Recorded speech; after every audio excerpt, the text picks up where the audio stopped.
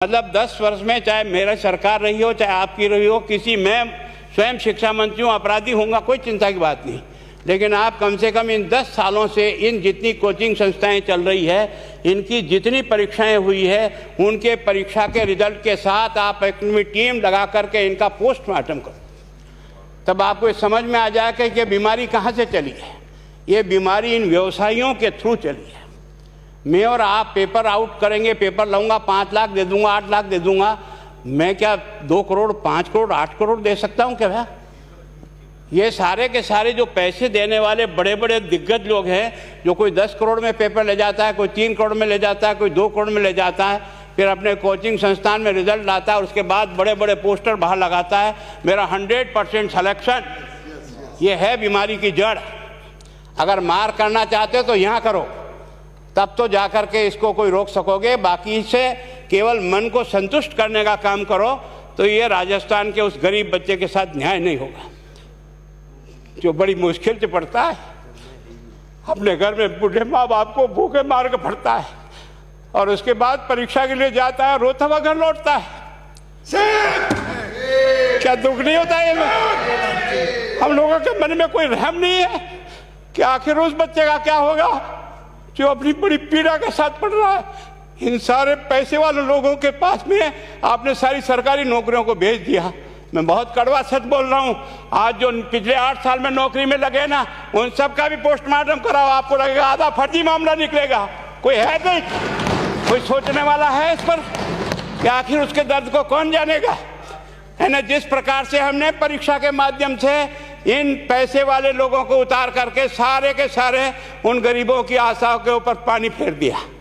रात और दिन पढ़ता है, भूखा प्यासा पढ़ता है, घर बेच करके पढ़ता है, खेत बेच करके पढ़ता है, लेकिन जब उसका सिलेक्शन नहीं होता तो जहर खा के मरता है। कोई इस पीड़ा को समझने के लिए तैयार नहीं है। और हम इस कानून को ला करके दुनिया को बताना चाह रहे हैं कि हमने इतना बड़ा कानून कर दिया, इस कानून से कुछ भी नहीं होगा। मैं आज आपको कह रहा हूँ, ये जो आपने नए प्रावधान जोड़े हैं, मैं सोचता हूँ कि मुझे कुछ बोलने की इच्छा नहीं, मुझे बहुत दुख है इस बात का। क्या होगा ये?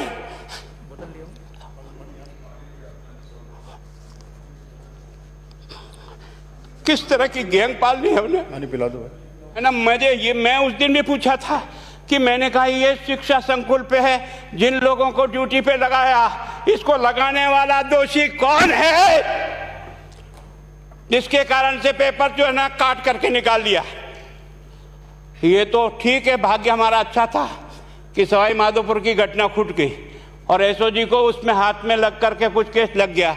अगर वो केस नहीं लगता तो आज आपकी सारी नौकरी पर इन सब बड़े बड़े दलालों के स्कूल में पढ़ने वाले बच्चे होते और मेरा गरीब का बच्चा अपना घर लौट के जाता। क्या दुर्भाग्य है। और इस कारण से केवल इसके लिए खुश मत हो जाओ कि हमने कानून बहुत सख्त बना दिया इसलिए अपराधी रुक जाएगा। नहीं, सिस्टम को बदलना होगा, ये परीक्षा का सिस्टम चेंज करना होगा। मैं सोचता हूँ कि क्या हम इतने अक्लमंद बैठे हैं, क्या इस व्यवस्था को चेंज नहीं कर सकते? क्या एक ही पेपर सारे राजस्थान में 20 लाख बच्चों को दिया जाए? क्या इसका कोई ऑल्टरनेट नहीं हो सकता? इसका ऑल्टरनेट सोचना चाहिए कि हम परीक्षा को टुकड़े टुकड़ों में कैसे कर सकते हैं। जिले के अनुसार पेपर नहीं, एक नहीं हम 25 पेपर बना सकते हैं। कौन से सेंटर पर कौन सा पेपर जाएगा कोई तय नहीं करेगा कौन सा जाएगा, और हम जो इच्छा होगी उस सेंटर पे वो पेपर भेजेंगे। और ये जितने भी प्राइवेट कॉलेजों में आपने सेंटर बना रखे उनको बंद करो, इनको तुरंत बंद करिए एक ऑर्डर से। जितने भी सरकारी विद्यालय है और सरकारी नौकर ही एग्जामिनर बनेगा और एग्जामिनेशन करेगा, तब तो आप इसको बचा पाओगे। ताकि आप और मैं कितने भी कानून बदल कर दें, आपका वो जांच करेगा, आपका वो अधिकारी आएगा। आपने कहा भाई सेशन जज के नीचे नियुक्ति नहीं होगी, इसके अलग से कोर्ट होगा, बहुत अच्छी बात है। प्रोविजन जो आपने डाले हैं वो स्वागत योग्य, स्वागत करता हूँ, पर इन प्रोविजन को लागू तो आप और मैं ही करूँगा, कौन करेगा? जब हम ही ठीक नहीं है तो इन प्रोविजन क्या रोएंगे अंदर बैठे बैठे? जब तक हमारा दिल और दिमाग ठीक नहीं होगा ना, इस बीमारी का इलाज नहीं होगा। हमने शिक्षा के मंदिर को भ्रष्टाचार की भट्टी में जलाकर खाक कर दिया। दुर्भाग्य हमारा। जहां से कोई आशा की किरण दिखती थी उस गरीब को कि चलो मैं अपनी मेहनत से आगे बढ़ जाऊंगा, लेकिन अब वो निराशा में आ गया, उसको लगा कि अब कोई रास्ता नहीं है। और इस कारण से मैं सोचता हूं कि आप जिस भावना से लाया, मैं आपकी भावना की इज्जत करता हूं, लेकिन केवल आपकी भावना इन बेईमानों को नहीं रोक सकेगी। इसको रोकने के लिए हमको सिस्टम को बदल करके और तुरंत उस पर ध्यान करना चाहिए। कानून 302 का बना हुआ है, क्या मर्डर रुक गए? आप भी जान रहे हो, रोज के रोज पोक्सो कोर्ट में आजीवन कारावास हो रहा, क्या व्यभिचार रुक गया है? अपराधी को दंड मिल सकता है, अपराध बंद नहीं हो सकता है। अपराध बंद करने के लिए जो सिस्टम होते हैं उस सिस्टम में चलो। एकमात्र इस देश में भ्रष्टाचार की भट्टी में देश जल रहा था, केवल और केवल एक तरह से प्रत्येक व्यक्ति का खाता खुलवाकर देश के प्रधानमंत्री में सारा का सारा बेनिफिट उसका सीधा खाते में डाला। बेईमानों को चोट लगी नहीं लगी, उस तरफ अपना दिमाग बचाओ, उस तरफ अपना दिमाग लगाओ। किस बीमारी का इलाज कहाँ है और कैसे हो, इस बारे में चिंता करने की कोशिश करो।